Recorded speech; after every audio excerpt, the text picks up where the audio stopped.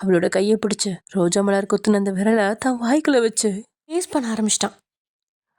அவளோ, யார் நீ, என்னை விடு அப்படின்னு சொல்லிட்டு அவனை போட்டு அடி அடின்னு அடிக்கான்னு அவளை இழுத்து தன் கை வளைவுக்குள் கொண்டு வந்தவன் அவளோட லிப்ஸ்ல தன்னோட லிப்ஸா பொருத்திட்டான். அந்த நிமிஷமே கிஸ்ஸா. இன்னைக்கு நம்ம ஜேகேவோட ஒரு எஃப்எஃப்ஆனா மை காட்சி புருஷன் பார்ட் 2 தான் பார்க்க போகிறோம். So it's must imagine your self. Okay, வாங்க நம்ம வீடியோக்குள்ளே போகலாம். லாஸ்ட் எதிர் முடிச்சிருந்தோம் அப்படின்னா ஜேகே ஃபுல் மட்டியாகி அப்புறம் காலையில் தெளிஞ்சவங்கிட்ட பிரகாஷ் லெமன் ஜூஸ் எடுத்து வந்து கொடுக்குறான். அப்போது பிரகாஷ் அவன்கிட்ட, டேய் உனக்கு திடீர்னு என்னதான்டா ஆச்சு? எதுக்காக ஃபோட்டோவில் பார்த்த ஒரு பொண்ணுக்காக இப்படி நீயே உன்னை கஷ்டப்படுத்திட்டு இருக்க? அவள் ஒன்றும் ஃபோட்டோவில் பார்த்தா யாரோ ஒரு பொண்ணு இல்லை, அவள் என்னோட மோனா. சத்தியமாக தெரியல பிரகாஷ், நான் நானாவே இல்லை. ஏனோ அந்த மோனாவோட முகத்தை பார்த்ததுமே எனக்குள்ள என்ன அறியாத சில உணர்வுகள் வருது. அதெல்லாம் எனக்கு புதுசாக இருக்கு. ஏய், அவள் பேர் மோகனாடா. அவள் யாருக்கு என்ன பேரில் வேணாலும் இருக்கட்டும், ஆனால் அவள் என்னோட மோனா, எனக்கு மட்டுமே சொந்தமான மோனா, என்னோட மோகத்திற்கான மோகனா அப்படின்னு சொல்கிறான். டேய் ஜேகே, நீ பேசுறதோ நடந்துக்கிறதோ எதுவுமே எனக்கு சரியாக தோணலடா. நான் மறுபடியும் சொல்கிறேன், அந்த பொண்ணு உன்னோட அலர்ஜிக்கு செட் ஆகலான்னு கூட நமக்கு தெரியாது. ஜேகே குடிச்சிட்டு இருந்த லெமன் ஜூஸ் கிளாஸை அப்படியே தூக்கி சவுத்தில் எரிஞ்சுவேன். அவள் என்னுடைய மோனா, நான் தான் சொல்லிகிட்டே இருக்கேன். எதுக்கு தேவையில்லாமல் நீ அவள் எனக்கு செட் ஆக மாட்டான்னு சொல்லிகிட்டே இருக்க? அவள் கண்டிப்பாக எனக்கு தான், அவள் எல்லா விதத்துலேயும் எனக்கு செட் ஆவா அப்படின்னு கோபமாக ஜேகே சொல்லிட்டு இருக்கான். அவனோட கண்கள் ரெண்டும் ரத்தமாக சவந்திருக்கா. கைகளை அழுத்தமாக மூடி பிடிச்சதில் நைட்டு ஏற்பட்ட காயத்துலேருந்து மறுபடியும் ரத்தம் வர ஆரம்பிக்குது. அதை பார்த்து பிரகாஷ் அவனை நெருங்கி, டே மச்சி, நான் சொல்கிறத கேளு அப்படின்னு சொன்னபடியே அவனோட கையை பிடிக்க போக தன் கைகளாலேயே அவனை தள்ளி விட்டுவான். என்கிட்ட வராத, நீ என்னையும் மோனாவையும் பிரிக்க பார்க்குற. டக்குன்னு பிரகாஷ் ஜேகேவை தான் தோளோட சேர்த்து அணைச்சுவேன். நான் சொல்கிறத கேளு ஜேகே, அவள் உன்னோட மோனா தான், அவள் உனக்கு மட்டும்தான், அதை நான் ஒத்துக்கிறேன். அதுக்காக அவளை நினச்சி நீ உன்னையே காயப்படுத்திடாத அப்படின்னு மெதுவா அவனோட தோளில் பரட்டி கொடுக்குறான். சரிடா, நீ கொஞ்சம் அமைதியாரு, நான் இதோ வந்துடுறேன் அப்படின்னு சொன்னவன் வேகமாக எழுந்துட்டு போய் அங்கே இருக்க ஒரு ஃபஸ்ட் எய்ட் பாக்ஸை எடுத்துகிட்டு வரான். அப்படியே ஃபஸ்ட் எய்டும் பண்ணிட கொஞ்ச நேரத்திலேயே ஜேகே மறுபடியும் தூக்கத்துக்கு போக ஜேகேயோட அந்த நிலையை பார்த்த பிரகாஷ்க்கு உடலெல்லாம் நடுங்க ஆரம்பிச்சிருச்சு. தூங்கிட்டு இருக்கிற ஜேகேவை பார்த்த பிரகாஷ் மெதுவாக அந்த மினி பார் பக்கத்தில் இருக்கிற ரூமுக்குள்ளே இருந்து வெளியே வந்து பெட்ரூமை பார்த்து போகிறான். அங்கே அந்த ரூம் முழுசும் மாட்டியிருந்த மோனாவோட ஃபோட்டோஸ்லாம் பார்த்த உடனே, நீ என்னம்மா பண்ணி வச்சிருக்க? ஜேகே என் ஃப்ரெண்டு, எனக்கு இருக்கிற ஒரே ஒரு உயிர் நண்பன் அவன்தான். ஆனால் அவனோட இந்த மூர்க்கத்தனத்தை எல்லாம் நீ எப்படி தாங்கிக்க போகிறேன்னு எனக்கு தான் தெரில. இந்த சூழ்நிலையில் என்னால் உனக்காக அந்த கடவுள்கிட்ட ஒரே ஒரு விஷயத்தை மட்டும்தான் வேண்டிக்க முடியும். அவனோட கோபத்தையும் அவனோட இந்த மூர்க்கத்தனத்தையும் நீ தாங்கிக்கணும். இது எல்லாத்துக்கும் மேலே அவனை நீ ஏற்றுக்கணும் அப்படின்னு மனசார அவளோட ஃபோட்டோஸ் எல்லாம் பார்த்து சொல்லிகிட்டு இருக்கான். அப்போ அவனோட உள் மனசோ, டேய் அந்த பொண்ணை உன் ஃப்ரெண்டுக்கு செட் ஆகலான்னு கூட தெரியாது, அப்படி இருக்கிறப்ப நீயும் அவனை போல் முட்டாள்தனமாக பேசிகிட்டு இருக்கியே அப்படின்னு சொல்லிட்டு இருக்கு. அதுக்கு அவனே பதிலும் சொல்லிக்கிறான். எனக்கு தெரிஞ்சு கண்டிப்பாக இந்த பொண்ணு ஜேகேவுக்கு சரியாக இருப்பாள். அதுக்கு முக்கிய காரணம் ஜேகே அந்த பொண்ணோட உள்ளுணர்வோட ஏதோ ஒரு வகையில் கனெக்ட் ஆகிருக்கான். இது எனக்கு நல்லாவே தெரியுது. அப்படி இல்லைன்னு சொன்னால் அவளோட ஃபோட்டோஸ் பார்த்துட்டு இவன் இப்படியெல்லாம் ரியாக்ட் பண்ண மாட்டான்ல அப்படின்னு அவனுக்கு அவனே சொல்லிட்டு இருக்கான். இப்படி டைம் ஸ்கிப் ஆகுது. எங்கே ஜேகே காலையில் தூங்க ஆரம்பிச்சுவேன் இன்னும் தூங்கிட்டே இருக்கா. ஃபோன் ரிங் சவுண்டில் தான் எந்திரிக்கிறான். பார்த்தா அவங்க அம்மா. சொல்லுங்க மம்மி. பா ஜேகே, இன்னைக்கு நைட்டு ஒரு டின்னர் பார்ட்டி இருக்குது, நீ அக்ஷயா கூட அங்கே போகணும். அதனால் நீ என்ன வேலைன்னு இருந்தாலும் இன்னைக்கு சாயங்காலம் கிளம்பி நம்ம வீட்டுக்கு வந்துடு, அக்ஷயாவும் இங்கே வந்துடுவா அப்படின்னு சொல்கிறாங்க. என்னதான் இருந்தாலும் ஜேகேவால் அவனோட அம்மா வார்த்தைக்கு மறுபேச்சு பேச முடியாத காரணத்தினால சரி மம்மி அப்படின்னு மட்டும் சொல்லிட்டு ஃபோனை கட் பண்ணிட்டான். ஏனோ அன்னைக்கு ஒரு நாள் பேசும்போது பிரகாஷ் கிட்ட அக்ஷயாவை பேருக்கு கல்யாணம் பண்ணிட்டு மோகனா கூட தன்னுடைய வாழ்க்கையை வாழ்வேன் அப்படின்னு சொல்லியிருந்தான். ஆனால் இன்னைக்கு அக்ஷயா கூட அந்த பார்ட்டிக்கு போகிறத நினைக்க அவனுக்கே பிடிக்காம இருக்கு. அக்ஷயாவும் தான் போட்ட திட்டத்தின்படியே இன்னைக்கு ஜேகேவை பார்ட்டிக்கு கூட்டிகிட்டு போய் அவனுக்கு ஏதோ மாத்திரையை கலந்து கொடுத்து அவனோட ஒன்றா இருந்துட்டா தங்களோட திருமணம் சீக்கிரமாக நடந்துடும் அப்படின்னு நினச்சிட்டு இருக்கா. அக்ஷயா கொஞ்சம் ரிவீலிங்கான ஒரு ட்ரெஸ்ஸை போட்டவ ஜேகே வீட்டுக்கு கிளம்பி போயிட்டுருக்கா. கெஸ்ட் ஹவுஸில் தன்னுடைய ரூமில் படுத்திருந்த ஜேகே அங்கேருந்து மோகனாவோட ஃபோட்டோவை தான் பார்த்துட்ருக்கான். அந்த நேரத்தில் அவனோட அம்மா மைத்திலி அவனுக்கு கூப்பிட இப்போ தான் அவனுக்கு அக்ஷயா கூட பாட்டிக்கு போகணும் அப்படிங்கிற நினைப்பே வருது. ஹலோ, என்னடா கிளம்பிட்டியா? ஆமாம்மி, இன்னும் 1/2 மணி நேரத்தில் அங்கே இருப்பேன் அப்படின்னு சொன்னவன் வேகமாக மொபைலை தூக்கி பெட்டில் போட்டுட்டு அங்கேருந்து குளிக்க போயிட்டான். அப்படி இப்படின்னு சொன்ன மாதிரியே 1/2 மணி நேரத்தில் வீட்டுக்கு போனதுமே அவனை வரவேற்கிறேன் அப்படிங்கிற பேரில் ஒரு மாதிரி அவளை காட்டிக்கிட்டு வாசல்லே காத்துட்டு இருக்கா அக்ஷா. அவளை பார்த்த அந்த நொடி ஜேகேக்கு ஏதோ அருவருப்பாக இருக்கு. அந்த பாவாடை தாவணியில் எல்லாத்தையும் மறைச்சிட்டு இருந்தாலும் என்னோட மோனா எவ்வளோ அழகா இருக்கா. அவளுக்கு இருக்க அந்த அழகு இவங்க யாருக்குமே இல்லை. என் மோனாவை பார்த்ததுக்கு அப்புறம் தான் கவர்ச்சி அப்படிங்கிறது நம்ம போடுற ட்ரெஸ்ல இல்லை, நம்மளோட பார்வையிலையும் நம்ம மனசுக்கு பிடிக்கிற விஷயத்துல தான் இருக்கு அப்படிங்கிறது புரியுது அப்படின்னு மனசுக்குள்ள நினச்சிக்கிட்டான். ஜேகேவை பார்த்த அக்ஷயா வேகமாக போய் அவனை ஹக் பண்ண இங்கே ஜேகேக்கு அருவருப்பு தான் ஆகுது. இருந்தும் அவனோட அம்மாவுக்கு முன்னாடி அவளை விலக முடியாதவன் லேசா அவளை ஹக் பண்ணிட்டு விலகிக்கிட்டான். ஆனால் அவளோ அவனோட கையை பிடிச்சிக்கிட்டு, என்ன ஜேகே இவ்வளோ டைம் ஆயிடுச்சு, சீக்கிரம் கிளம்புனா தானே நாம் அந்த பார்ட்டிக்கு போக முடியும். அவள் ஏதோ குழந்தை மாதிரி தன்னை காட்ட குழஞ்சு குழஞ்சு பேசிகிட்டு இருக்கா. அது எல்லாமே ஜேகேவுக்கு இரிட்டேட்டிங்காக தான் இருக்குது. இவ வேற மனுஷனோட மனசை புரிஞ்சுக்காம ஏதேதோ பண்ணிட்டு இருக்கா அப்படின்னு நினச்சேன். ஓகே அக்ஷயா, கிளம்பலாமா? நம்ம கிளம்பலாம் அப்படின்னு சொன்னவ வேகமாக போய் ஜேகேவோட அம்மாவுக்கு ஒரு ஹக்கை கொடுத்துட்டு, ஓகே அத்தை நாங்கள் போயிட்டு வரோம், நைட்டு நாங்கள் வீட்டுக்கு வர கொஞ்சம் லேட் ஆகும் அப்படின்னு சொல்கிறா. அதுலலாம் ஒன்றும் பிரச்சனை இல்லைம்மா, நீ யாரோ ஒருத்தன் கூட போகலையே, ஜேகே கூட தானே போகிற, அதனால் நீங்கள் எத்தனை மணிக்கு வந்தாலும் நாங்கள் எதுவுமே கேட்க மாட்டோம். நீ உன் மம்மிக்கும் டேடிக்கும் மட்டும் ஃபோன் பண்ணி சொல்லிவிடு. அதெல்லாம் ஒன்றும் பிரச்சனை இல்லை அத்தை, நான் வர்றப்பவே மம்மி கிட்ட சொல்லிட்டு தான் வந்தேன் அப்படின்னு சொன்னவ ஜேகே கையை பிடிச்சபடியே, சீக்கிரம் கிளம்பு ஜேகே அப்படின்னு சொல்ல அவளோட கையை நாசுக்காக எடுத்து விட்டவன் தான் பேக்கெட்டில் கை வச்ச மாதிரியே, சரி வாக்ஷியா கிளம்பலாம் அப்படின்னு சொல்லி கார் இருக்கிற இடத்துக்கு கூட்டிகிட்டு போகிறான். அவங்கள பார்த்ததுமே டிரைவர் அங்கே வர, ஜேகே டிரைவர்லாம் வேணாம், நமக்கு ஒரு ப்ரைவசி வேணும்ல, அதனால நம்ம தனியாகவே காரில் போய்க்கலாம் அப்படின்னு கேட்க ஜேகேக்கு அவ கூட தனியாக போகிறதுல துளி கூட விருப்பம் இல்லை. அவனும் ஏதோ பதில் சொல்ல வாய் எடுக்க அதுக்குள்ளே அங்கே வந்த ஜேகேவோட அம்மா டிரைவர்கிட்ட இருந்து சாவியை வாங்கிட்டு இங்கே ஜேகேட்ட கொடுத்து போயிட்டு வாங்கன்னு சொல்ல, அதுக்கு மேலே ஜேகேவால் என்ன பண்ண முடியும், வேற வழி இல்லாமல் டிரைவர் சீட்டில் ஏறி உட்காரான். அக்ஷயாவும் அதுக்கு பக்கத்தில் உட்காந்துட்டு அங்கே அவளோட அத்தைக்கு பாய் சொல்ல அவங்களுக்கு டாட்டா கட்டி வழி அனுப்பி வச்ச ஜேகேவோட அம்மா, எப்படியாச்சும் சீக்கிரமாக இவங்க வாழ்க்கையில் ஒரு நல்லது நடக்கணும், சீக்கிரமாக ஜேகே கிட்ட பேசி இன்னும் ஒரு 3 மாதத்துக்குள்ள கல்யாணத்தை நடத்தி முடிக்கணும் அப்படின்னு மனசுக்குள்ள நினச்சிக்கிறாங்க. இங்கே நம்ம ஜேகேக்கு பேய் மாதிரி மேக்கப் போட்டிருக்க அக்ஷயாவை பார்க்கவே பிடிக்கல. இதில் அவள் போட்டிருக்க பர்ஃப்யூம் வேற அவனுக்கு அப்படியே தலையை சுற்றி கொமுட்டிக்கிட்டு வர மாதிரி இருக்கு. இருந்தாலும் அந்த நேரத்தில் அவனால் அக்ஷயா கிட்ட எதுவும் சொல்ல முடியாது அப்படிங்கிறனால எல்லாத்தையும் சகிச்சுக்கிட்டு காரை ஓட்டிக்கிட்டு இருக்கான். அப்போ அக்ஷயா ஜேகே கிட்ட, ஜேகே நம்ம இன்னைக்கு நைட் இந்த பார்ட்டி முடிஞ்சதும் வெளியே எங்கேயாவது அவுட்டிங் போகலாமா, ஒரு லாங் டிரைவ். எனக்கு லாங் டிரைவ் போகலாம் மூடல, இன்னொரு நாளைக்கு பார்த்துக்கலாம் அப்படின்னு சொன்னவன் டிரைவிங்லேயே கவனத்தை சுற்றுறான். இவன் என்ன, நான் வழிய போய் பேசிகிட்டு இருக்கேன், எதுவுமே பேசாமல் ஒத்த வரையில் பதில் சொல்லிட்டு இருக்கான். நான் இவ்வளோ அழகாக எப்படி தெரியற மாதிரி ட்ரெஸ் பண்ணிட்டு வந்திருக்கேன், இதெல்லாம் அவனை என் வழியில் மயக்கிறதுக்கு தானே, ஆனால் இவன் என்ன சரியான சிடுமூஞ்சியாக இருக்கானே அப்படின்னு மனசுக்குள்ள திட்டிகிட்டு இருக்கா.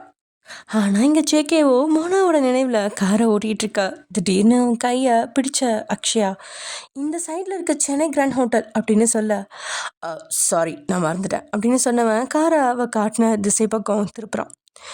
மோனா, நீ என் மனசுக்குள்ளே வந்தாலே நான் என்ன பண்ணுறேன்னு எனக்கே தெரிலடி, உன்னை பார்க்காம இங்கே நான் பைத்தியக்காரனோட சுற்றிட்டு இருக்கேன், நீ என்னன்னா என்னை பற்றி எதுவுமே ஐடியா இல்லாமல் ஹாப்பியாக இருக்கல்ல அப்படின்னு மனசுக்குள்ள நினச்சிக்கிட்டவனோட உதடுகளில் தானா ஒரு புன்முறுவல் வந்து ஒட்டிக்குது.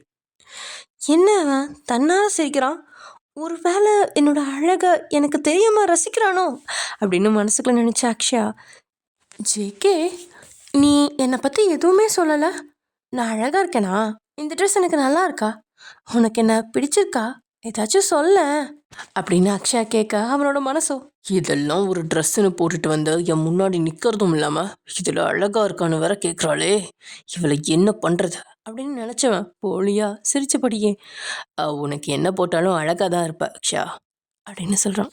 அவனோட அந்த மாதிரியான வார்த்தைகளை கேட்டதுமே அவளுக்கு மனசுக்குள்ளே பட்டாம்பூச்சி பறக்கிற மாதிரி ஒரு உணர்வாக இருக்குது. ரொம்ப தேங்க்ஸ்டா, உன் வாயிலேருந்து இப்படி ஒரு வார்த்தை கேட்பேன்னு நினச்சி கூட பார்க்கல. ஆமாம், நான் மனசால சொல்லிட்டாலும் நீ அதை கேட்டுட்டாலும் அப்படின்னு நினச்சவன் அவளை பார்த்து போலியாக ஒரு புன்னகையை சிந்திட்டு தெருவை பார்த்து காரை ஓட்ட ஆரம்பிச்சிட்டான். அடுத்த 15 நிமிஷத்தில் ஜேகேவும் அக்ஷயாவும் அந்த கிராண்ட் ஹோட்டலில் அடைஞ்சிருக்க. அவங்கள பார்த்ததுமே அங்கே ஓடி வந்த செக்யூரிட்டி ஜேகே கிட்ட கார் சாவி வாங்கிக்கிட்டு கார் பார்க்கிங்கில் விட்டுட்டான். அக்ஷயா ஜேகே பக்கத்தில் போய் அவன் கையோட தன் கையை கோர்த்தபடியே நடக்க ஆரம்பிச்சிட்டா. அவன் அப்படி நெருக்கமாக நடக்கிறது ஜேகேக்கு அருவருப்பாக இருந்தாலும் அந்த இடத்துல அவனை தள்ளி நிறுத்த மனசு இல்லாமல் சகிச்சுக்கிட்டு போகிறான். ஜேகே இந்தியாவிலேயே மிகப்பெரிய பிஸ்னஸ்மேன் அப்படிங்கிறது எல்லாத்துக்குமே தெரியும். இது எல்லாத்துக்கும் மேலே அவனுக்கு தன்னுடைய பொண்ணை கட்டி கொடுக்கணும் அப்படின்னு பல பிஸ்னஸ்மேன்ஸ் போட்டி போட்டுட்டு இருக்காங்க. இப்படியான சூழ்நிலையில் அக்ஷயா அவன் கூட இப்படி நெருக்கமாக வர்றதை பார்த்த எல்லாத்தோட கண்களும் ஏமாற்றமாக அவங்கள பார்த்துட்ருக்கு. அங்கே இருந்தவர்களில் சிலர் வாவ் என்ன ஒரு ஜோடி பொருத்தம் அப்படின்னு சொல்ல, வேறு சிலர் ஏன் இவனுக்கு வேற பொண்ணே கிடைக்கலையா அப்படின்ட்டு இருக்காங்க. இன்னும் சிலர் பணத்தை பார்த்து பணம் சேர்ந்த இடம் இதுதான், இங்கே காதலும் இல்லை நிஜமான அன்பும் இல்லை அப்படின்னு சொல்லிட்டு இருக்காங்க. அங்கே ஸ்டேஜில் நின்ன ஜோடியை பார்த்த அக்ஷயா, வாஜிக்கே அவ என் ஃப்ரெண்டு தான், அது மட்டும் இல்லை அவளோட அப்பாவும் டேடியும் பிஸ்னஸ் பார்ட்னர்ஸாக இருக்காங்க, அவர் தான் எங்கள் கம்பெனியோட மேஜர் ஷேர் ஹோல்டர், வா நம்ம போய் விஷ் பண்ணிட்டு வரலாம் அப்படின்னு அவனோட கையை பிடிச்சி இழுக்காத குறையா கூட்டிகிட்டு போயிட்டு ஸ்டேஜில் நிறுத்துறான். அங்கே நின்ன ஜோடிகளுக்கு இவங்க வாழ்த்துக்கள்லாம் சொல்லிட்டு அப்படியே கீழே இறங்க, ஜேகே இரு நான் ரெஸ்ட் ரூம் போயிட்டு வந்துடுறேன் அப்படின்னு சொல்லி அங்கேருந்து ரெஸ்ட் ரூம் பக்கமாக போகிறான். அக்ஷயா அந்த இடத்துலேருந்து போனதுமே ஜேகே பக்கத்தில் வந்து சில பிஸ்னஸ் மேன்ஸ் அவன் கூட சில பொதுவான விஷயங்கள்லாம் பேசிகிட்டு இருக்காங்க. வேறு சிலர் அவனோட பிஸ்னஸை பற்றி, அடுத்தடுத்த அவனுடைய திட்டங்களை பற்றி, அவனுடைய வாழ்க்கை, திருமணம், குடும்பம்னு பற்றிலாம் கேட்டுட்ருக்காங்க. அவங்களுக்கு பதில் சொல்கிறதுக்கு ஜேகே விரும்பாட்டினாலும் அவனோட அப்பா செஞ்ச காரியத்தினால வெளி உலகத்தில் சில இடத்துல அவங்களோட குடும்ப கௌரவம் சரிஞ்சிருக்கிறதுனால இந்த இடத்துல தானும் அவங்கள எதிர்த்து உதாசீனப்படுத்தி நடந்தா நல்லா இருக்காது அப்படின்ற ஒரே காரணத்துக்காக அவங்க கூட கஷ்டப்பட்டு சகஜமாக பேசிகிட்டு இருக்கான். அதே சமயம் இங்கே ரெஸ்ட் ரூம் போகிறேன் அப்படின்னு சொல்லிட்டு அங்கேருந்து கிளம்புன அக்ஷயா நேராக ஒரு வெயிட்டர் கிட்ட தான் போகிறான். தான் பேக்ல இருந்து ஒரு மாத்திரையை எடுத்து ஒரு கட்டு பணத்தையும் அவன் கையில் திணிச்சுவ, அதில் ப்ளூ கலர் கோட் போட்டு இருக்காங்கல்ல அவருக்கு அந்த பவுடரை போட்டு கூல்ட்ரிங்க் கொண்டு போய் கொடு அப்படின்னு சொல்கிறான். ஆனால் அவனும் கொஞ்சம் தயக்கமாவே, மேடம் எனக்கு பயமாக இருக்கு, அவங்க யார்? அப்போது அக்ஷயா இன்னொரு கட்டு பணத்தை எடுத்து கொடுத்து, எந்த கேள்வியும் நீ என்கிட்ட கேட்கக்கூடாது, அவனுக்கு நான் சொன்னது போல் இதை போட்டு ஜூஸ் கொடு, ஒரு 10 நிமிஷத்தில் அவனை கூட்டிகிட்டு 103 ரூமுக்கு வந்துடு, அந்த ரூமில் லைட்லாம் ஆஃப் பண்ணியிருக்கோம், அவனை அந்த ரூமுக்குள்ளே அனுப்பிட்டு நீ கிளம்பி போயிட்டே இரு அப்படின்னு சொல்கிறான். அப்புறம் நீ செய்ய போகிற வேலைக்கு அதிகமாகவே உனக்கு பணம் கொடுத்துருக்கேன், அடுத்த ஒரு மாதத்துக்கு நீ இந்த சென்னையிலே இருக்கக்கூடாது அப்படின்னு சொன்னவ இந்த மாதிரியும் தெளிவாக அவன் கையில் திணிச்சிட்டு அங்கேருந்து சகஜமாக ஜேகே கிட்ட போகிறான். அது வரைக்கும் ஜேகே கூட சகஜமாக பேசிகிட்டு இருந்த அந்த பிஸ்னஸ் மேன்ஸ்லாம் அக்ஷயாவை பார்த்ததுமே முகத்தை சுழிச்சபடியே கொஞ்சம் விலகிக்க, அக்ஷயோ தான் தான் அந்த ஜேகே குடும்பத்தோட ஒரே மகாராணி அப்படிங்கிற மாதிரி திமிரா போய் ஜேகேவை பக்கத்தில் உட்காந்துக்கிட்டா. அவளோட அந்த திமிர்த்தனத்தை பார்த்து அங்கே இருந்த பிஸ்னஸ் மேன்களுக்கு சங்கடமாக தான் இருக்குது. ஜேகேக்கோ வெறுப்பாக இருக்குது. ஜேகேக்கு அவனுக்கு பிடிக்காத பொண்ணு கூட நெருக்கமாக இருந்தாலோ அல்லது அவளை கிஸ் பண்ணாலோ அவனோட முகம் எல்லாம் வீக்காக அடைஞ்சிரும், கண்கள் எல்லாம் சவந்துடும். இது எல்லாத்துக்கும் மேலே அவன் பாடி ஃபுல்லாமே அங்கங்கே சிவப்பு நிறத்தில் ரேஷஸ் வேறு வந்துடும். ஆனால் இந்த உண்மை பிரகாஷ்க்கும் ஜேகேக்கும் மட்டும்தான் தெரியும். அப்படியே அவங்க கொஞ்ச நேரம் பேசிகிட்டு இருக்கா, அப்படியே அந்த வழியாக வந்து ஒரு வெயிட்டர் அக்ஷயா மேலே ஒரு கூல்ட்ரிங்க்ஸை தவறுதலாக கொட்டிட்டான். உடனே சேர்லேருந்து எழுந்த அக்ஷயா, நீ வெயிட் பண்ண ஜேகே, நான் க்ளீன் பண்ணிட்டு வந்துடுறேன் அப்படின்னு சொல்லி அங்கேருந்து ரெஸ்ட் ரூம்க்கு போனவ போகிற வழியிலேயே அங்கேருந்து வெயிட்டர்கிட்ட, நான் சொன்னதெல்லாம் நினைவில் இருக்குல்ல, அந்த ப்ளூ கலர் கோட் ஷூட் போட்டுட்ருக்கவங்களுக்கு போயிட்டு அந்த மருந்தை கலந்து கூல்ட்ரிங்க்ஸை கொடுத்துரு, அப்புறமா ஒரு 10 மினிட்ஸில் அப்புறம் கூட்டிகிட்டு நான் சொன்ன மாதிரி அந்த 103 ரூமுக்கு வந்துரு அப்படின்னு சொல்ல அவனும் சரின்னு தலையாட்டிக்கிறான். போகிற வழியில் தான் கையில் இருந்த இன்னொரு கட்டு பணத்தையும் தான் மேலே கூல்ட்ரிங்க்ஸ் கொட்டின வெயிட்டர்கிட்ட கொடுத்தவ குட் ஒர்க் அப்படின்னு சொன்னபடியே அங்கேருந்து போயிட்டா. அங்கே போய் பாத்ரூமில் தன்னுடைய ட்ரெஸ் எல்லாம் க்ளீன் பண்ணவ அந்த ரூமோட லைட்ஸ் எல்லாத்தையும் ஆஃப் பண்ணிவிட்டு அந்த பெட்டில் படுத்திருந்தா. அவளோட நினைவுகள் எல்லாமே எப்படி இன்னைக்கு ஜேகே கூட தன்னுடைய பொழுது கழிக்க போகிறேன் அப்படிங்கிறதுலே சுற்றிட்டு இருக்கு. அவளுக்கு இது ஒன்றும் ஃபர்ஸ்ட் டைம்லாம் இல்லை, பல ஆண்களோட முன்னாடி டேட்டிங் பண்ணியிருக்கா. இன்றைக்கி மட்டும் நானும் ஜேகேவும் ஒன்றா சேர்ந்துட்டா, இதுக்கப்புறம் ஜேகேவால் என்னை தவிர்க்கவே முடியாது, கூடிய சீக்கிரத்திலேயே நான் அவனை மேரேஜ் பண்ணிக்கலாம் அப்படின்னு நினச்சிட்ருக்கா. இங்கே அந்த மண்டபத்தில் அக்ஷயா பணம் கொடுத்துட்டு போன அந்த வெயிட்டர் கையில் அந்த மருந்து கலந்த கூல்ட்ரிங்க்ஸை வச்சுக்கிட்டு அங்கே இருக்க அவள் சொன்ன மாதிரி நீல நிற கோட் ஷூட் போட்டவரை தேடிட்டு இருக்கான். அக்ஷயா சொன்ன மாதிரி நீல நிற கோட் ஷூட் போட்ட நபர்கிட்ட அந்த கூல்ட்ரிங்க் கொடுக்க அவனும் வாங்கி மெதுவாக குடிக்க ஆரம்பிச்சிட்டான். ஜேகே அந்த கூல்ட்ரிங்க்ஸை குடிச்சிட்டு சுற்றியும் அவனோட பார்வையை சுழல விட அங்கே அக்ஷயாவை காணல. ச்சே, இவ எங்கே போனா, எக்ஸ்கியூஸ் மீ அப்படின்னு சொல்லிட்டு ஜேகே அங்கேருந்து அக்ஷயாவை தேடி போக அடுத்த சில நிமிடங்கள்லேயே அந்த வெயிட்டர் அக்ஷயா சொன்னது மாதிரி நீல நிற கோட் ஷூட் போட்ட நபரை அழைச்சிட்டு போய் அக்ஷயா தங்கியிருந்த ரூமுக்குள்ளே போகிறான். அந்த ரூம் முழுசுமே இருட்டா இருக்கா. வாசல்ல நின்று, மேடம் நீங்கள் சொன்னது மாதிரியே நீங்கள் காட்டின ஆளை கூட்டிகிட்டு வந்துட்டேன் அப்படின்னு சொல்லி அவனை உள்ள அனுப்பிட்டு கதவை சாத்திட்டு வெளியில் போயிட்டான். அந்த ரூம்குள்ளே இருந்த அக்ஷயா தடுமாறிக்கிட்டு நடந்தவனை அணைச்சபடியே போய் வீட்டில் உட்கார வச்சுட்டு அங்கேருந்து எந்திரிக்க போனவளை இழுக்கிறான். அதில் அக்ஷயாவும் தடுமாறி போய் அவன் மேலேயே விழுக அவனும் அவளை இறுக்கமாக அணைச்சிக்கிட்டான். அவனோட இறுகுன அணைப்பில் அவளுக்கு எலும்புலாம் முறிகிற மாதிரி இருக்க. அவனோட நிலை தெரிஞ்சு மெதுவாக அவனோட உதடுகளில் கிஸ் பண்ண ஆரம்பிச்சிட்டான். அவனுக்கு இருக்கிற போதையோட தாக்கத்துக்கு அவளோட அந்த முத்தம் ஏதோ ஒத்தடம் கொடுக்குற மாதிரி இருக்க. அவனும் அவளோட உதடுகளில் பல்தடம் பதியா முரட்டுத்தனமாகவே கடிச்சிட்டு இருக்கான். அட இவன் என்ன இப்படி ரக்டா கிஸ் பண்ணுறான் அப்படின்னு நினச்சவ, அடைச்ச போதை மருந்து தான் அதிகமாக கலந்துட்டோமே, அதனால தான். இருந்தாலும் இவனுக்கு சரியாக முத்தம் கூட கொடுக்க தெரியாது போல. இவன் என்ன இப்படி இருக்கான் அப்படின்னு மனசில் நினச்சிக்கிட்டான். அவன் முத்தத்தில் கத்துக்குட்டியாக சரியாக முத்து கூட கொடுக்க முடியாமல் தடுமாற இவளே அந்த முத்தத்தை வழிநடத்த ஆரம்பிக்கிறான். அன்னைக்கு ஜேகே பிரகாஷ் கிட்ட சொன்ன மாதிரி அக்ஷயா பார்க்குற முதல் ஆண் மகன் இவன் கிடையாது. அதே நேரத்தில் அவளுக்கு இந்த முத்த யுத்தமும் கட்டில் சண்டையும் புதுசும் கிடையாது. அவ ஒரு கை தேர்ந்த நிபுணராக முத்தம் கொடுத்துட்டு இருக்கா. இப்படியே கொஞ்ச நேரம் போக முதல் தடவையா ஒரு பொண்ணோட ஸ்பரிசம் அவனை தீண்ட அவன் கைகளோ அவளை அளவெடுக்க ஆரம்பிச்சிருச்சு. மெதுவா அவளை தொட்டு உணர்ந்தவன் தான் கைகளால் வருடிட்டு இருக்கான். அவனோட கைகளுக்கு அடக்கமாக இருந்ததால அவனுக்கும் அந்த அப்பர்லேருந்து கையெடுக்க மனசு வரல. ஆரம்பத்தில் அவனோட அழுத்தம் அவளுக்கு ரொம்ப நல்லா தான் இருந்துச்சு. தென் போக போக வலி கொடுக்க அவனோட அந்த மூர்க்கத்தனத்தை ஒரு கடத்துக்கு மேலே அக்ஷயாவால் கூட தாங்கிக்க முடியல. வலி அதிகமாக அவனை விளக்க பார்க்க அவனும் ரத்தம் உறிஞ்சி குடிக்கிற அட்டைப்பூச்சி மாதிரி அவளோட உயிரை உறிஞ்சி குடிச்சிட்டு இருக்கான். தென் அப்படியே கொஞ்சம் கொஞ்சமாக அடுத்தடுத்து போக இவன் நிறைய வீடியோ பார்த்துருப்பான் போல. அதை தான் முதல் தடவையாக என்கிட்ட அப்ளை பண்ணி பார்க்குறான்னு நினைக்கிறேன் அப்படின்னு நினச்சவளோட கண்கள் அவனோட செயலில் மெதுவாக சொருக ஆரம்பிக்குது. ஆனால் அவளுக்கு தெரிஞ்ச ஒரே ஒரு விஷயம் என்னன்னா, கிட்டத்தட்ட 3 மணி நேரம் ஆச்சு. ஆனால் இன்னும் அவன் மெயின் கோர்ஸ்க்கு வந்த பாடில்லை. சைட் டிஷ்லேயே தான் ஓட்டிகிட்டு இருக்கான். அதனால் அவன் அவ்வளோ சீக்கிரம் தன்னை விட மாட்டான் அப்படின்னு தெரிஞ்சவ கை நீட்டி பக்கத்தில் இருந்த இன்னொரு மாத்திரையை எடுத்து வாய்க்குள்ளே போட்டுக்கிட்டான். அப்போ தான் அவனோட வேகத்துக்கு இவளாலையும் ஈடு கொடுக்க முடியும் அப்படின்னு நினச்சிட்டான். அதுக்கப்புறம் அவனோட முரட்டுத்தனத்தை அவளால் சமாளிக்க முடிஞ்சிச்சு. இப்படியே ஒரு 5 மணி நேரம் போன அந்த கட்டில் யுத்தம் முடிவுக்கு வந்துருச்சு. அக்ஷயாவால் தன்னுடைய உடம்ப துள்ளையும் அசைக்க முடியல. அந்த அளவுக்கு அவன் அவளை ஆட்கொண்டிருக்கான். அவளுக்கு உடம்பெல்லாம் ஒவ்வொரு இன்ச்சும் வலிக்குது. காலையில் 6 மணி அளவில் அக்ஷயா பாதி மயக்கத்துக்கு போக அவனும் சோர்வாக கண்களை மூட்டான். அவளுக்குள்ள அவனோட முதல் அனுபவம் எப்படியான உணர்வை கொடுத்துச்சு அப்படின்னு தெரியல. பல நாட்களாக அவன்கிட்ட இருந்த ஏக்கோ தீர்ந்த மாதிரி ஒரு திருப்தி தெரிஞ்சுது. முதல்ல கண் வலிச்சவன் தனக்கு பக்கத்தில் ஒன்றுமில்லாமல் இருக்கிறவளை ஆசையாக பார்த்துட்டு இருக்கான். அவன் வாழ்க்கையில் ஒரு பொண்ணை இப்படி அவன் பார்த்ததே கிடையாது. இதுவே முதல் தடவை. அதில் அவளோட ஒவ்வொரு அங்கங்களையும் அந்த மெல்லிய வெளிச்சத்தில் ரசித்து பார்த்துட்டு இருக்கான். கைகளும் அவளை மெல்ல வருடிட்டு இருக்கு. இப்படியும் மணி 9 ஆகுது. அப்போ தான் அக்ஷயா மெதுவாக கண்ணை திறந்து பார்க்குறான். அவனோட முகத்தை பார்த்ததுமே அதிர்ந்து போய் ஆ அப்படின்னு கத்துறா. அதே சமயம் இங்கே ஜேகேவோட அம்மா ஜேகேவோட ஃபோனுக்கு பல தடவை கூப்பிட்டோம். அவன்கிட்ட இருந்து எந்த ஒரு பதிலும் கிடைக்கல. அதே நேரத்தில் அவங்களால அக்ஷயாவோட மொபைலையும் ரீச் பண்ண முடியல. அதில் குழப்பமாக அவங்க பிரகாஷ் அழைக்க அவனுக்கு அவங்க 2 பேருமே ஒன்றா போனது தெரியும். ஐயோ, அவன் எங்கேயாவது அங்கே அளவுக்கு அதிகமாக குடிச்சு அந்த அக்ஷயா பொண்ணை கிஸ் பண்ணியிருந்தா என்ன ஆகுறது அப்படின்னு நினச்சிட்டு இருக்கான்.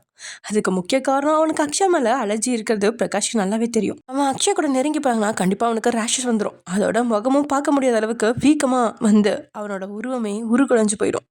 அதில் ஒரு நொடி நடுங்கினவன், அச்சச்சோ இப்போ ஜேகே என்ன நிலைமையில இருக்கான்னு தெரியலையே அப்படின்னு சிந்திச்சுக்கிட்டே ஜேகே கெஸ்ட் ஹவுஸ்க்கு நோக்கி விரைகிறான். அதே சமயம் இங்கே அக்ஷயா எந்திரிச்சவ ரொம்பவே அதிர்ந்து போய், ஏய் நீ நீ உன்னோட முகம் அப்படின்னு அடுத்த வார்த்தை வராமல் உளறிட்டு இருக்கா. ஏய் ஒரு நிமிஷம் அப்படின்னு வேகமாக போய் அவளோட வாயில் கையை வச்சு மூடினவன், அத்தாத அப்படின்னு சொல்ல, நீ நீ யாரு, நீ நீ எப்படி இங்க, நான் உன் கூட அப்படின்னு அவ பயந்த மாதிரியே கேட்கா. எதுக்கு இப்படி குழம்புற, நான் ஒன்றும் சாதாரண ஆள் இல்லை, ஜேகே சாம்ராஜ்யத்தோட வாரிசு, தி கிரேட் மிஸ்டர் தியாகராஜன் பையன் அப்படின்னு அவன் சொல்ல, நீ நீ என்னோட ஜேகே இல்லை, உன் முகம் அப்படின்னு அவன் சொல்ல, ஆமாம் நான் உன்னோட ஜேகே இல்லை, ஆனால் ஜேகே குடும்பத்தை சேர்ந்தவன்.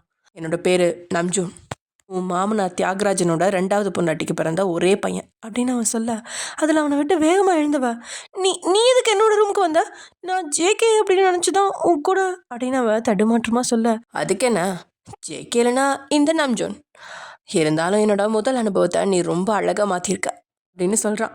அதில் பெட்டை விட்டு எழுந்த அக்ஷயா அவனை பார்த்து கோவமாக அடந்து போகிறான். நான் ஒன்று மறந்துட்டான், அவள் இன்னும் வித்தோட்டில் தான் இருக்கான்றத. அவள் அப்படியே வடித்து வச்ச சிலை மாதிரி தான் முன்னாடி வந்து நிற்க அவளை மேலேருந்து கீழே வரைக்கும் பார்க்குறான் நம்ஜுன்.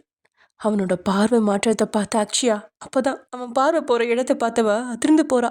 ஏமா அங்கேருந்த போர்வை எடுத்து தன்னை சுற்றிக்கிட்டவ இங்கே பாரு மிஸ்டர் அப்படின்னு கத்த, அவனும் இப்படி எல்லாத்தையும் மூடிட்டு இங்கே பாருண்ணா என்னத்தை பார்க்கறது அப்படின்னு நக்கலாக சொல்ல, அதில் அங்கேருந்து ஒரு தலைவாணி எடுத்து வீசினவ இந்த ரூமில் நடந்ததை நீயும் மறந்துடுற நானும் மறந்துடுறேன் அப்படின்னு சொல்கிறான்.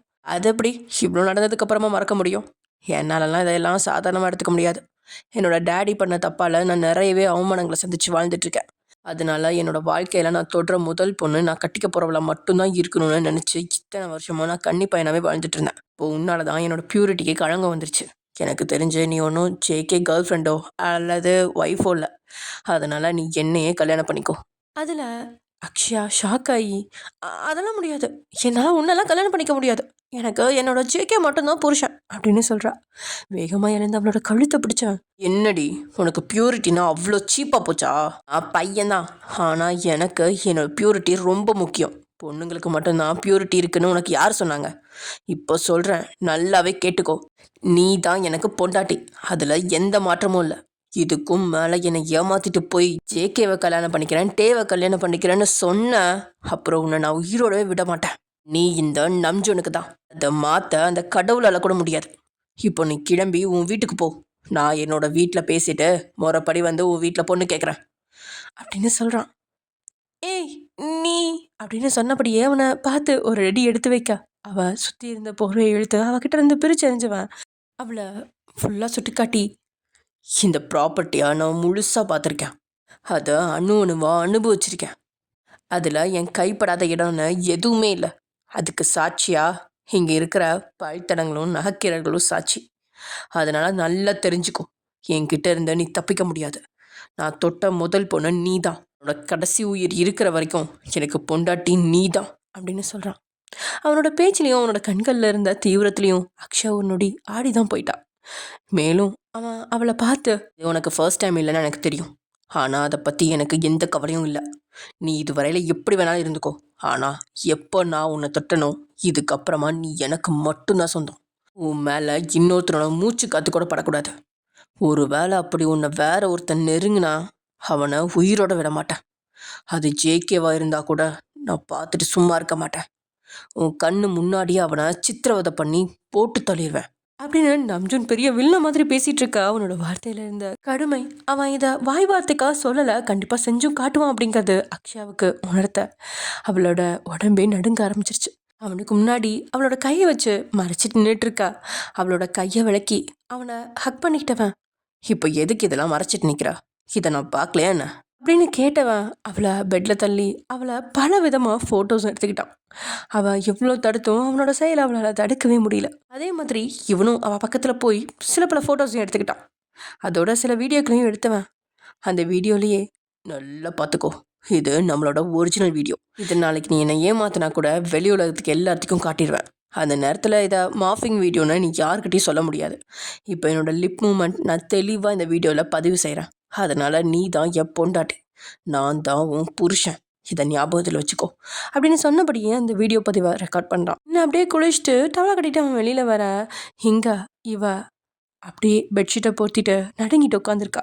என்ன அப்படியே அவன் ட்ரெஸ்ஸிங்லாம் முடிச்சுட்டு ஒரு ப்ளூ கலர் கோட் எடுத்து அவன் போட, அப்போ தான் அவளுக்கு அந்த பார்ட்டி ஹாலில் என்ன நடந்திருக்கும் அப்படின்னு தெளிவாக புரியுது. தான் விதியை நினச்சி தான் தலையிலேயே அடிச்சுக்கிறான். அப்படியே அவளுக்கான ட்ரெஸ்ஸையும் எடுத்துகிட்டு வந்த நம்ஜுன் அவளோட கன்னத்தை தட்டி, டார்லிங் இன்னும் எவ்வளோ நேரம் இப்படி இருக்க போகிற, சீக்கிரமாக போய் குளிச்சு ரெடி ஆகிட்டு வா, நான் உனக்காக வெயிட் பண்ணுறேன் அப்படின்னு சொல்ல, இவ மிரட்சியாக அவனையே பார்த்துட்ருக்கா.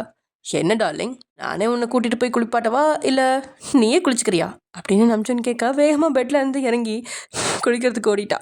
அப்படியே அந்த பாத்ரூம் வாசலில் நின்று அவனை ஒரு முறை முறைச்சிட்டு உள்ளே போய் கதவை சாத்த அவளோட அந்த கோபத்தை பார்த்து ரசித்து சிரிச்ச நம்ஜுன், நீ ரொம்ப அழகாக இருக்குடி, என்னோட வாழ்க்கையில் எப்படி ஒரு மனைவி வரணும்னு ஆசைப்பட்டனோ அப்படியே நீ இருக்கா.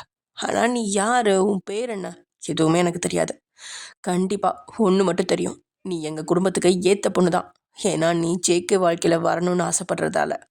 கண்டிப்பாக நம்ம குடும்ப அந்தஸ்துக்கு சமமான குடும்பத்தில் தான் நீயும் பிறந்திருப்ப. இது எல்லாத்துக்கும் மேலே நேற்று அந்த ஜேகே உன் கூட தானே வந்திருக்கான்.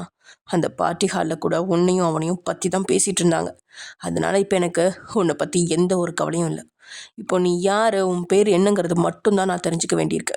நம்ஜன் சொல்லிட்டு இருக்கா. இங்கே குளிக்க போனவ பார்த்துட்டு, ராட்சசன், இந்த வழி எல்லாத்தையும் நான் பொறுத்துக்கிட்டு இருந்தது என்னுடைய ஜேகேக்கு. அவன் எனக்கு கிடைக்கணுன்ற ஒரே காரணத்துக்காக தான். ஆனால் இவன் யாரு? புதுசாக நம்ஜூனுக்கிட்ட வந்திருக்கான். நாகராஜன் அங்கிளோட கீப்புக்கு பிறந்தவன் ஏதோ தன்னை ஜேகே சாம்ராஜ்யத்தோட வாரிசுங்கிற கணக்கில் பேசிகிட்டு இருக்கான். இவனையெல்லாம் என்னால் கல்யாணம் பண்ணிக்கவே முடியாது. எப்படியாவது இவன் கையில் இருக்கிற மொபைலை நான் என் கஸ்டடிக்கு எடுத்தாகணும். அதில் இருக்கிற அத்தனை ஃபோட்டோஸையும் வீடியோவையும் அழிச்சிட்டா அவன் கூட இருக்கிறதுக்கான எந்த ஆதாரமும் இருக்காது அப்படின்னு மனசில் வன்மமாக நினச்சிக்கிறான். இருந்தாலும் அவளோட ஒரு மனசோ, இல்லை, நீ நினைக்கிற மாதிரினா இது ஒன்றும் அவ்வளோ சுலபமான காரியம் இல்லை. இந்த பையன் ரொம்ப தீவிரமாக இருக்கான். எல்லாம் மேலே அந்த பையன் வேற பியூரிட்டியாக அது இதுன்னு பேசிகிட்டு இருக்கான். டெய்லியும் ஒவ்வொருத்தன் கூட டேட்டிங் போயிட்டு ஃபன் பண்ணிட்டு இருக்கிற உனக்கு இதெல்லாம் பெரிய விஷயமா தெரியாது.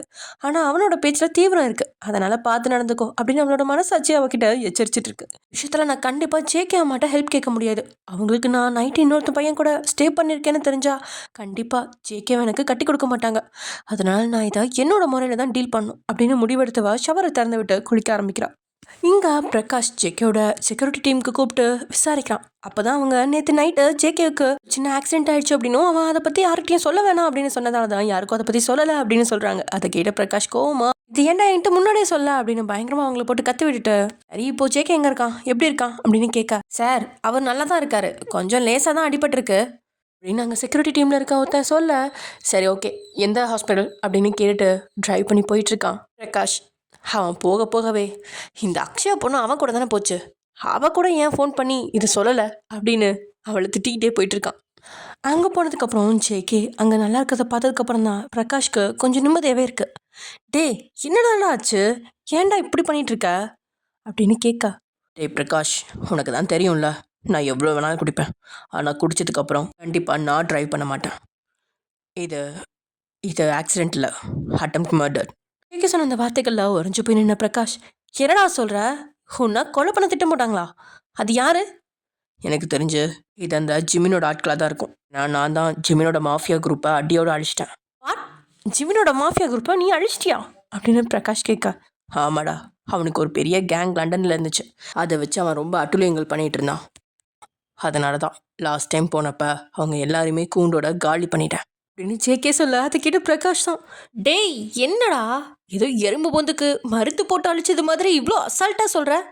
ஜிமின் எவ்வளோ பெரிய ஆள், அவரோட மாஃபியா குரூப் பற்றி எல்லாத்துக்குமே தெரியும். இது எல்லாத்துக்கும் மேலே அவர் அண்டர் கிரவுண்டில் நிறைய வேலைகளை பார்த்துட்டு இருக்காரு. அவர்கிட்ட போய் நீ கை வச்சிருக்க அப்படின்னு கேட்குறான்.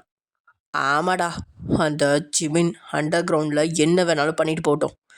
ஆனால் அவன் இந்தியாவுக்குள்ளே வெளிநாட்டிலேருந்து இறக்குமதி செய்கிற போதைப் பொருட்களை கொண்டு வர முயற்சி பண்ணிகிட்ருக்கான். 2-3 தடவை நான் பெரிய பெரிய போலீஸ் ஆஃபீஸர்ஸ்க்கெலாம் சொல்லி அவனை கண்ட்ரோல் பண்ண ட்ரை பண்ணேன். நான் அவனுக்கு எதிராக அனுப்பின போலீஸ் ஆஃபீஸர்ஸ் எல்லாருமே ரொம்ப நேர்மையானவங்க தான். என்ன தான் நேர்மையாக இருந்தாலும் ஒவ்வொருத்தருக்கும் ஒவ்வொரு வீக் பாயிண்ட் இருக்குமே.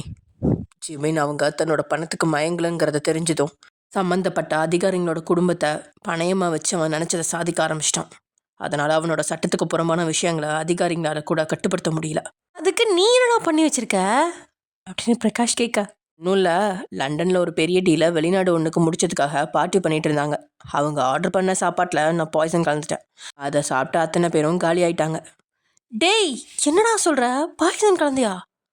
ஆமாடா, அவனுடைய ஆட்களை விட 50-60 பேர் முன்னாடி இருந்தாங்க. ஆளாளுக்கு குடிச்சு செம்ம போதை. முன்னாடியே அவங்க அந்த பார்ட்டி பிளான் பண்ணது எனக்கு தெரியும். அதனால அவங்களுக்கு தேவையான பொண்ணுங்களில் என்னோட ஆட்களில் கொஞ்சம் உள்ள அனுப்பியிருந்தேன். அவ்வளோதான், கச்சிதமாக காரியத்தை முடிச்சுட்டு அவளுகளும் வந்துட்டாளுங்க. சரி, இது எப்படி ஜிமினுக்கு தெரியும் அப்படின்னு பிரகாஷ் கேட்க, நான் தான் சொன்னேன் அப்படின்னு சர்வசாதாரணமாக ஜேகே சொல்கிறான். ஏய் என்னடா சொல்கிற, நீ சொன்னியா, எப்போ, எப்படி? இந்த பார்ட்டியில் சாப்பிட்டவங்க அத்தனை பேருமே காலி. அதில் தப்பிச்சு போனது ஜிமினும் இன்னொரு 4-5 ஆட்களும் தான். அதில் ஜிமினை விட்டுட்டு மீதம் இருந்த அவனோட ஆட்கள் எல்லாத்தையும் ஏன் கஸ்டடி கொண்டு வந்துட்டேன். இடத்துல ஜிமினுக்கு பக்கபலமாக அவனோட செக்யூரிட்டி கார்ட்ஸ் கூட இல்லை. ஏன்னா அவங்களும் அந்த பார்ட்டியில் நல்லா தண்ணி அடிச்சுட்டு அந்த சாப்பாடு சாப்பிட்டு காலி ஆயிட்டாங்க. அப்போ தான் நான் அவன்கிட்ட சொன்னேன், நீ ரொம்ப அட்டகாசம் பண்ணுற, அதுதான் உன்னோட ஆட்டத்துக்கு முற்றுப்புள்ளி வைக்கிறதுக்கு நான் தான் இப்படி பண்ணேன் அப்படின்னு சொன்னேன். முட்டாள், நீ பண்ணதான் பண்ண, அதை சீக்கிரட்டாக வச்சிருக்க மாட்டியா? பண்ணது கூட ஒரு நல்ல காரியம்தான். ஆனால் எதுக்குடா போய் அவன்கிட்ட நீ இதெல்லாம் சொன்ன? போலீஸ்ட வாக்குமூலம் கொடுக்குற மாதிரி கொடுத்துட்டு வந்திருக்க அவன்கிட்ட. டேய், தன்னோட ஆட்கள் எல்லாம் யார் கொலை பண்ணான்னு தெரியாமல் அவனுக்கு பைத்தியம் பிடிக்கிறதுல எனக்கு இஷ்டமே இல்லை. அதான் கெத்தா அவனுக்கு முன்னாடி போய் உன் ஆட்களை எல்லாத்தையும் பரலோகம் அனுப்புனது நான் தானே சொல்லிட்டு வந்தேன். இதுக்கு மேலே அவன் ஆட்டம் காட்டினா ஒரு கை பார்த்துக்கலான்னு தான் நினச்சேன். ஆனால் அவன் இவ்வளோ சீக்கிரம் இந்தியா வந்து என்னை அட்டாக் பண்ண பிளான் பண்ணுவான்னு நான் நினச்சி கூட பார்க்கல. டேய், நீ என்னடா நினச்சிட்டு இருக்க? நீ அவனோட கூட்டத்தை ஒட்டு மொத்தமாக காலி பண்ணியிருக்க. அவனோட அண்டர் கிரவுண்ட் பிஸ்னஸையே இருந்த இடம் இல்லாமல் அழிச்சிட்டு வந்திருக்க. ஆமாம் தம்பி, நீ நல்ல காரியம் தான் பண்ணியிருக்க. போயிட்டு வா அப்படின்னு சொல்லி அனுப்பி வைப்பான்னு நினச்சிட்டு இருக்கியா? டேய், அவனோட ஆட்களையும் பிஸ்னஸையும் காலி பண்ண அப்பவே என்னோட பவர் என்னன்னு அவனுக்கு புரிஞ்சிருக்கணும். இதுக்கு மேலேயும் என் மேலே கை வைக்கணும்னு அவன் நினச்சிட்டான். இனி அவனை நான் உயிரோட விட போகிறதே இல்லை. அப்படின்னா நீ என்ன பண்ண போற? அவன் அனுப்பின ஆட்கள் எல்லாம் இப்போ என்னோட கஸ்டடியில் தான் இருக்காங்க. இதுக்கு மேலே என்னோட ஆட்கள் கொஞ்சம் பேர் அவனையும் அவனுடைய ஆட்களையும் கண்காணிக்க அனுப்பி வச்சிருக்கேன். நான் ஹாஸ்பிட்டல்லேருந்து போனதும் ஜீவனுக்கு மாலை போட்டு சங்கு உதிர வேண்டி தான். அதை கேட்ட பிரகாஷ், சரிடா, அதை அப்புறம் பார்த்துக்கலாம். ஆன்ட்டி எனக்கு கால் பண்ணாங்க, நீ நைட்டு வீட்டுக்கு வரலன்னு உன்னை பற்றி கேட்டாங்க. சரி, இப்போ அவங்களுக்கு நான் என்ன பதில் சொல்கிறது? நான் ஏதாச்சும் வேலை விஷயமா ஊட்டியோ கொடைக்கானலோ போயிட்டு தான் சொல்லி சமாளிச்சிடு. இல்லைன்னு சொன்னால் அவங்க ரொம்ப டென்ஷன் ஆகிடுவாங்க. சரி, ஓகே, சொல்லிடுறேன். ஆமாம், நீ கூப்பிட்டு போனியே அந்த வெண்குரங்கு, அது என்னாச்சு? அவனை பார்த்து நெற்றியை சுருக்கின ஜேகே. வெண்குரங்கா? அது யாரு? வேற யாரு, அந்த அக்ஷயா தான். அப்போதான் அவனுக்கு அக்ஷயா அப்படிங்கிற ஒருத்தி கூட வெளியில் போனதே நினைவுக்கு வருது. அப்போது ஜேகே பிரகாஷ் கிட்டா, இன்னைக்கு எத்தனை நாள் ஆகுது அப்படின்னு கேட்குறான். தான் கேட்ட கேள்விக்கு ஜேகே சம்மந்தமே இல்லாமல் பதில் கேட்குறத பார்த்த பிரகாஷ், என்ன என்னத்துக்கு நாளாகுது அப்படின்னு குழப்பமா அவனை பார்த்து கேட்குறான். இல்லைடா, என் மோனாக்கு. அதான் நீ சொன்னியே அவளால் 5 நாளைக்கு வர முடியாதுன்னு. இன்னைக்கு எத்தனை நாள் ஆகுது?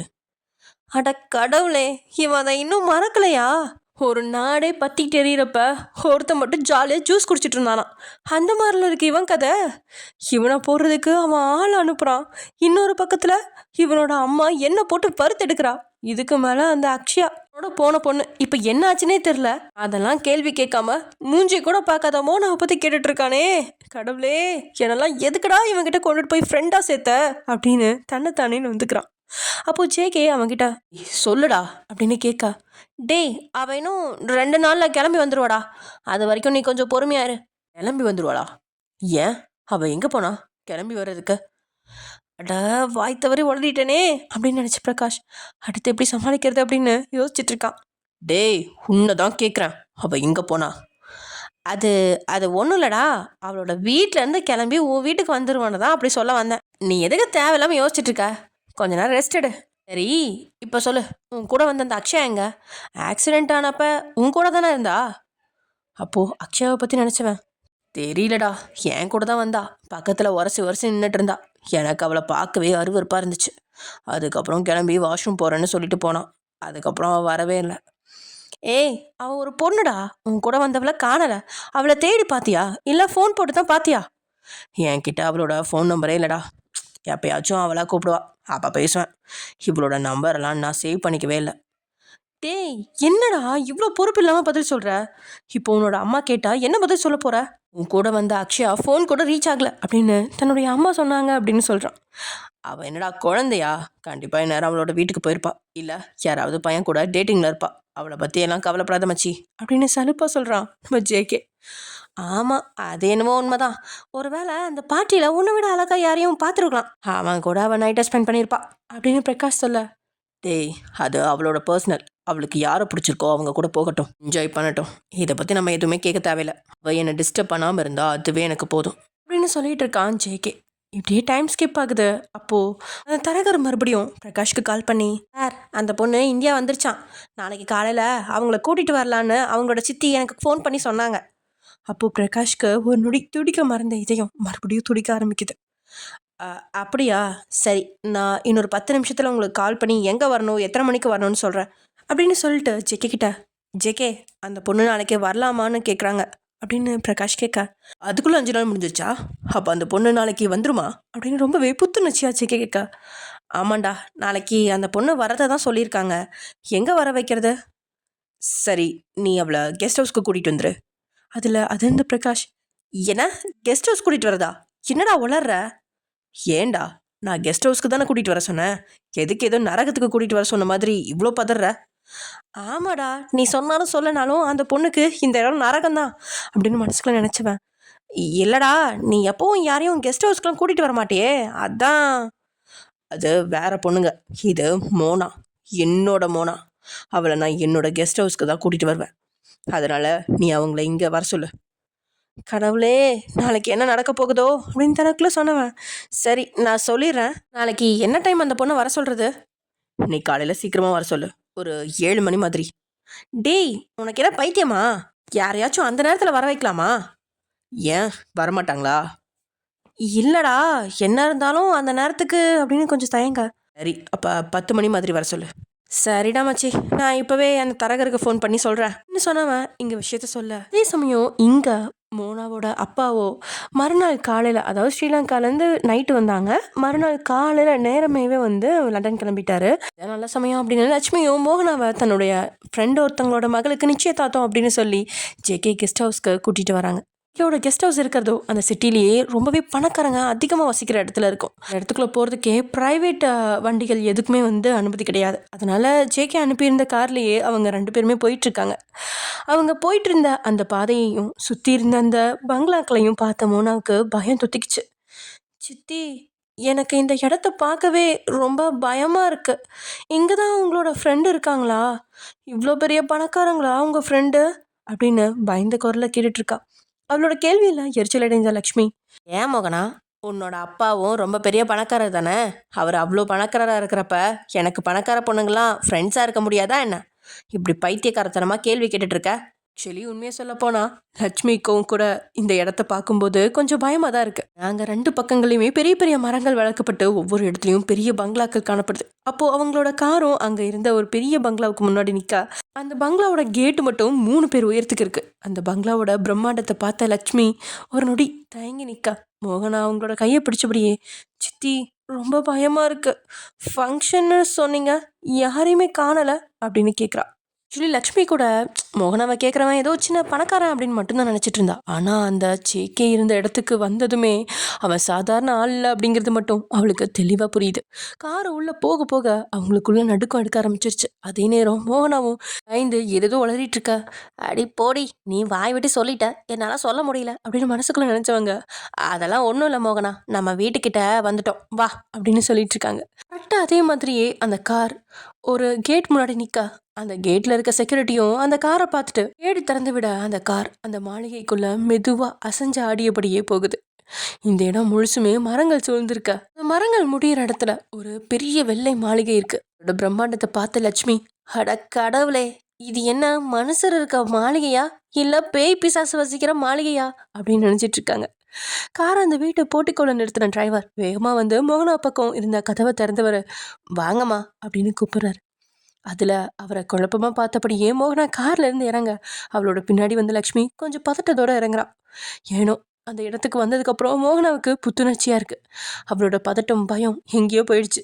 அங்கே ஒரு பக்கம் காஷ்மீர் ரோஜாக்கள் நிறைஞ்சு தோட்டமாக இருக்குது. அதை பார்த்து மோகனாவோட கால்கள் அவளை மறந்து அந்த ரோஜா தோட்டத்தை நோக்கி நடக்க, அங்கே வரிசை வரிசையாக 20க்கும் மேற்பட்ட நிறங்களில் ரோஜாக்கள் பூத்து குலுங்கிட்டு இருக்கு. அவளுக்கு அதை பார்க்கும்போதே ஐப்படத்தில் வந்த ஒரு விளம்பர காட்சியில் பார்த்த இடம் மாதிரி இருக்க, மெதுவாக அந்த ரோஜா தோட்டத்துக்குள்ளே நடந்துட்டு போயிட்டு இருக்கா. கலர் கலராக ரோஜா பூக்கள் பூத்து குலுங்கிட்டு இருக்கு. அது அவ்வளோ அழகாக இருக்கு. ஏனோ மோனாக்கு அந்த இடத்த விட்டு நகரவே மனசு வரல. அந்த ரோஜா செடிகள்ல இருந்து வந்த அந்த வாசம் அவளோட நாசியை நிறைக்க, கண்களை மெதுவாக மூடினபடியே அங்கிருந்த ரோஜா பூக்களையே தன்னுடைய மெல்லிய கரம் கொண்டு வருடிட்டு இருக்கா. அப்போ வெளியே வேகமாக ஓடி வந்த பிரகாஷ் லட்சுமியை பார்த்து, எங்கம்மா அவங்க பொண்ணு? அவளா இங்கதான் அப்படின்னு பின்னாடி திரும்பி பார்க்க அவளை காணோம்.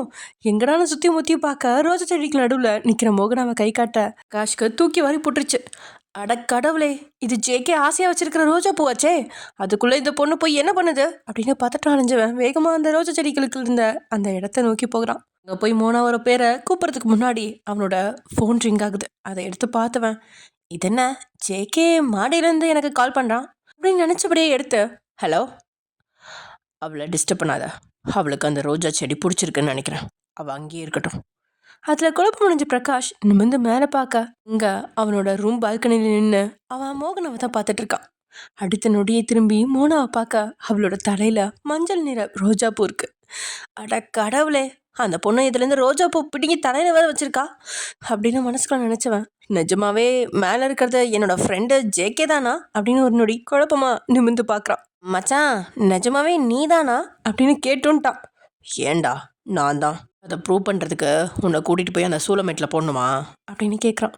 அதை கேட்ட பிரகாஷ், நீதான் அவன், அவன் தான் நீ அப்படின்னு ஏதேதோ உளறிட்டு, சரி இப்போ நான் என்ன பண்ணட்டும்? நீ அந்த பொண்ணோட அம்மாவை கூட்டிட்டு உள்ள வா. மாடியில் நின்னபடி மோனாவை ரசிச்சுட்டு இருந்தவன் தன்னுடைய ஹாலில் இருந்த ஹோம் தியேட்டர் ஸ்பீக்கரில் தன்னுடைய ரூமில் இருந்து பேச ஆரம்பிக்கிறான். அந்த பிரம்மாண்டமான ஹாலில் உட்காந்துருந்த லக்ஷ்மி அந்த வீட்டோட பிரம்மாண்டத்தை பார்த்து ஒரு பக்கம் அதிர்ச்சியாக இருந்தாலும் மறுபக்கம் அவருக்குள்ள உதறல் எடுக்க ஆரம்பிச்சிருச்சு. திடீர்னு அங்கே கர்ஜனையா ஒரு குரல், நீங்க தான் மோகனாவோட சித்தியா அப்படின்னு கேட்குது. அதில் அவங்க சுற்றியும் ஒத்தியும் பார்த்துட்டு இருக்கா. நீங்கள் என்ன தேடாதீங்க, நான் இல்லை, என்னோட குரல் மட்டும்தான் உங்களுக்கு கேட்கும். ஜேகே தன்னுடைய ரூம்ல இருந்து அவங்கள பார்த்தபடியே சொல்றான். அதுல லக்ஷ்மி தனிச்சியா சோஃபால இருந்து எழுந்து நிக்கா. அதை பார்த்து தனக்குள்ள கேலியா சிரிச்சவன், பரவாயில்லையே மரியாதைலாம் கொடுக்க தெரிஞ்சு வச்சிருக்கீங்க. அப்போ லக்ஷ்மி பக்கத்துல இருந்த பிரகாஷை பார்த்து, நான் எப்படி அவர் கூட பேசுறத? நீங்க பேசுறது எனக்கும் தாராளமா கேட்கும், நீங்க பேசலாம் அப்படின்னு ஜேகே சொல்ல, அதுல கொஞ்சம் தயக்கமா, சார் சார் அது வந்து மோகனா அப்படின்னு மேலும் பேச முடியாம தடுமாறிட்டு இருக்கா. மோகனாவை பற்றி நீங்கள் எதுக்கும் கவலைப்பட தேவையில்லை, அதுதான் கூட்டிகிட்டு வந்துட்டீங்களா, அவளுக்கான பணத்தை வாங்கிட்டு கிளம்பிடுங்க. அது லக்ஷ்மி பயத்தோட, சார் அது வந்து மோகனாவுக்கு இங்கே எதுக்காக வந்திருக்கான்னு தெரியாது, நான் எதுவும் சொல்லலை அப்படின்னு நடுங்கின குரல்லையே சொல்கிறா லக்ஷ்மி. அதில் ஜேகே குரல், வாட் அப்படின்னு அந்த ஹால் முழுசும் எதிரொலிக்கா. அதில் நடுக்கமாக ஒரு நொடி பின்னோக்கி வச்ச லக்ஷ்மி, இல்லை அவளுக்கு இது எதுவுமே தெரியாது, நான் அவளோட சித்தி தான், குடும்ப கஷ்டம் காசு தேவைக்காக தான் அப்படின்னு மறுபடியும் மேலே பேச தலையை குனிஞ்சபடியே நிற்கிறாங்க. உடனே ஜேகே கோவமான குரலில், பிரகாஷ் நான் உனக்கு என்ன சொல்லியிருந்தேன், இங்கே என்ன நடந்துட்டுருக்கு அப்படின்னு கேட்கா. இல்லை மச்சி, அது வந்து எனக்கும் இது தெரியல, நான் அவங்கக்கிட்ட பேசிக்கிறேன், நீ கோவப்படாதடா அப்படின்னு சொல்கிறான். நீ பிரகாஷ் லக்ஷ்மியோட பக்கம் திரும்பினவன், என்னவா பண்ணி வச்சிருக்கீங்க நீங்கள்? மெடிக்கல் செக்கப்பு போனப்பவே பொண்ணுக்கு சம்மதம்னா மட்டும்தான் செக்கப் போங்கன்னு சொல்லியிருந்தேன்ல, அப்புறம் எதுக்காக இது உங்கள் பொண்ணுக்கிட்ட சொல்லாமல் மறைச்சிங்க? இல்லை சார், அவகிட்ட என்னால் சொல்ல முடியல, இது எல்லாத்துக்கும் மேலே இந்த விஷயம் தெரிஞ்சால் என் வீட்டுக்காரர் என்னை கொலை பண்ணிடுவார், இப்போ நான் இங்கே வந்தது கூட அவருக்கு தெரியாது. தெரியாதுண்ணா இப்போ என்ன சொல்ல வரீங்க? இல்லை இல்லை, அவரால் எந்த பிரச்சனையும் வராது, நான் அவரை சமாளிச்சுக்குவேன், ஆனால் இப்போது மோகனாவை தான் நம்ம சமாளிக்கணும், அதுதான் எப்படின்னு எனக்கு தெரியல, அவள் ரொம்ப துருதுருன்னு இருப்பா, ஆனால் ரொம்ப சின்ன பொண்ணு. அதை கேட்ட பிரகாஷ் கோவமா, சின்ன பொண்ணுங்கிறத இப்போதான் உங்களுக்கு தெரியுதா, இதுக்கு முன்னாடி உங்களுக்கு தெரியாதா அப்படின்னு கேட்கா. இல்லை சார் அது அப்படின்னு அவங்க பேச்சு வராமல் அமைதியாக நிற்கிறாங்க.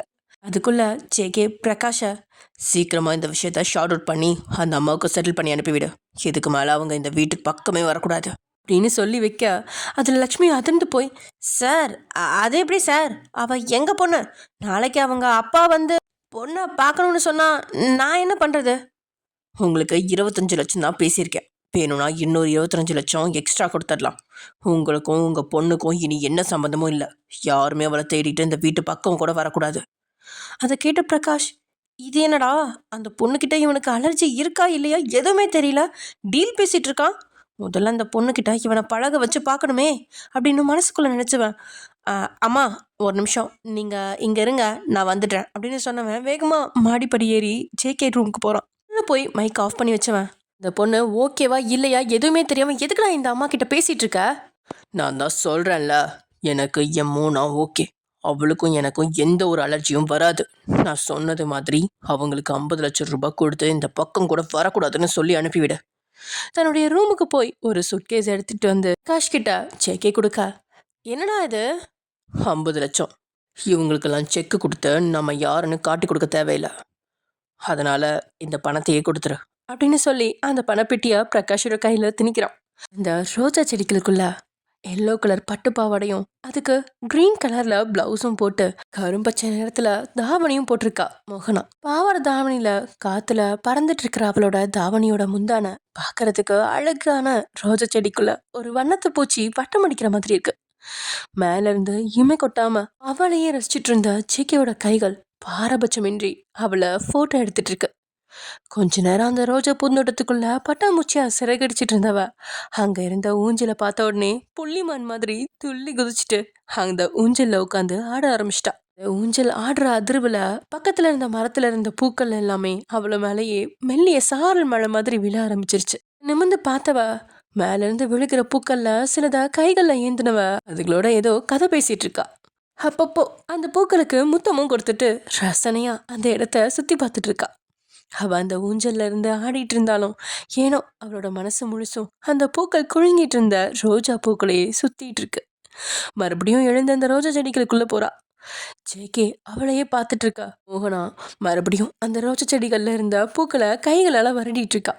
தவறுதலா அந்த ரோஜா செடிகள்ல இருந்த முள்ளு ஒண்ணு அவளோட கையில குத்திட ஆ ஆ அப்படின்னு சொன்னபடியே கையை பிடிச்சுக்கிட்டு இருக்கா. அதை பார்த்ததுமே ஜேகே பதறினபடியே அங்கிருந்து வேகமா அவளுக்கு பக்கத்துல போனவன் அவளோட கையை பிடிச்சு ரோஜா மலர் குத்துன அந்த விரலை தன் வாய்க்குள்ள வச்சு டேஸ்ட் பண்ண ஆரம்பிச்சிட்டான். திடீர்னு யாரோ ஒருத்தங்க தனக்கு பக்கத்துல வந்து தன் கையை பிடிச்சு இப்படி வாய்க்குள்ள வச்சிருக்கிறத பார்த்த மோகனா அதிருந்து போய் திரும்பினவ, யார் நீ, எதுக்கு என் கையை பிடிச்சிருக்க அப்படின்னு கேட்டபடியே ஜேகே கிட்ட இருந்து தன் கைகளை விளக்க போராடிட்டு இருக்கா. பையும் விடாது அவளோட கைகளை தன் வாய்க்குள்ள வச்சு ஜேகே அவன் வேலைய செவ்வன பண்ணிட்டு இருக்கா. அவனை அட்டி அடின்னு அடிச்சு, நீ யாரு, விடு, தள்ளு, என் கையை தொடாத அப்படின்னு கத்திட்டு இருக்கா மோனா.